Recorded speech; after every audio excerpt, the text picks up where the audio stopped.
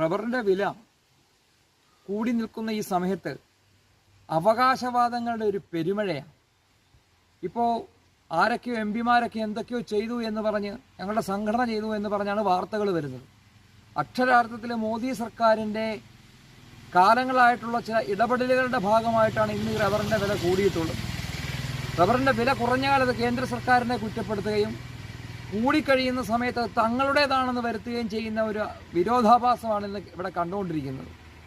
ശരിക്കും പറഞ്ഞാൽ ഇറക്കുമതി നിയന്ത്രണവും ഇറക്കുമതി ചുങ്കമടക്കം കൃത്യമായ നിലപാടുകൾ ഈ ബഡ്ജറ്റിൽ പോലും എല്ലാവരും പറഞ്ഞത് റബ്ബർ ഇറക്കുമതി വ്യവസായികൾക്ക് വേണ്ടി നൽകും എന്നുള്ള രീതിയിലൊക്കെ അവർക്ക് കുറച്ച് കൊടുക്കുമെന്നൊക്കെയാണ് പറഞ്ഞത്. പക്ഷെ അതെല്ലാം കാറ്റിപ്പറത്തിക്കൊണ്ട് കർഷകരുടെ കൂടെയാണ് മോദി നിന്നത്.